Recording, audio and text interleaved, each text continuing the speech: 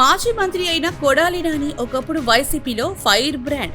YCP అధికారంలో ఉన్న 5 ఏళ్ల కాలంలో నాని ఎప్పుడు ప్రెస్ మీట్ పెట్టినా, ఎక్కడ మాట్లాడినా చంద్రబాబు, ఆయన కుమారుడు నారా లోకేష్, జనసేన అధినేత పవన్ కళ్యాణ్ పై బూతుల దండకం అందుకునేవారు.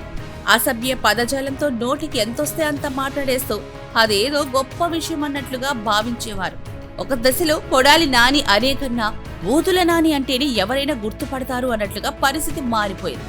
అలా బూతుల నానిగా గుర్తింపు పొందిన కొడాలి నాని వైసీపీ పరాజయం నుంచి నోరెత్తడానికి భయపడుతున్నారా అన్నట్లుగా మారిపోయారు. పరాజయం తర్వాత ఆయన నియోజకవర్గం ముఖం చూసిన పాపానే పోలేదు. నియోజకవర్గం అనేమిటి అసలు బహిరంగంగా బయటకొచ్చిన సందర్భాలను వేళ్లపై లెక్కించొచ్చు. అయినా చింత చచ్చినా పులుపు చావలేదు అన్నట్లుగా తాను మారలేదని, తనలో ఫైర్ అలాగే ఉందని బిల్డప్పులిచ్చేందుకు శ్రద్ధగా ప్రయత్నించడం మాత్రం మానలేదు. అయితే ఎప్పుడైతే ఆయన మిత్రుడు గన్నవరం మాజీ ఎమ్మెల్యే వల్లభనేని వంశీ అరెస్టయ్యారో అప్పటి నుంచి కొడాలి నానిలో ఫైర్ పూర్తిగా ఆరిపోయింది. అరెస్టు భయం వెంటాడుతోంది. ఆ నేపథ్యంలోని దాదాపుగా హైదరాబాద్కే పరిమితమైపోయారు. కొంతకాలం కిందట ఛాతీ నొప్పితో హైదరాబాద్లోని ఓ ప్రైవేట్ ఆసుపత్రిలో చేరారు. అక్కడి నుంచి మెరుగైన వైద్యం కోసం అంటూ ముంబైకెళ్లారు. అక్కడ ఆయనకు ఆపరేషన్ జరిగిందని చెప్పారు.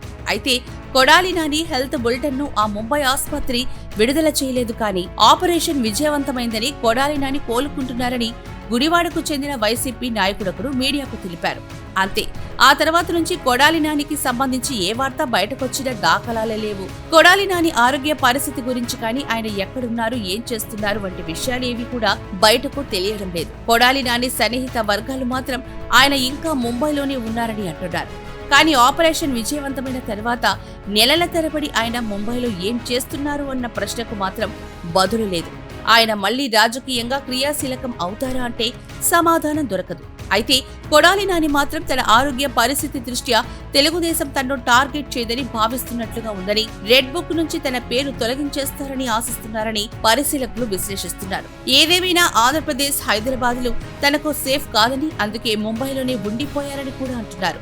ఎందుకంటే కొడాలి నాని స్నేహితుడు వల్లభనేని వంశీని ఏపీ పోలీసులు హైదరాబాద్లోని ఆయన నివాసంలోనే అరెస్ట్ చేసి బెజవాడకు తరలించుకుపోయారు. దాదాపు 100 రోజులుగా వంశీ కటకటాలు లెక్కిస్తూనే ఉన్నారు. తనకు ఆ గతే పడుతుంది అన్న భయంతోనే కొడాలి నాని తెలుగు రాష్ట్రాల వైపు కన్నెత్తి చూడకుండా ముంబైని షెల్టర్ జోన్ గా భావించి అక్కడే ఉండిపోయారని అంటున్నారు. వైసీపీ అధినేత బెంగళూరు షెల్టర్ జోన్ గా భావించి చుట్టపు చూపుగా మాత్రమే తాడేపల్లి ప్యాలెస్ కొచ్చి వెళ్తున్న సంగతి తెలిసిందే.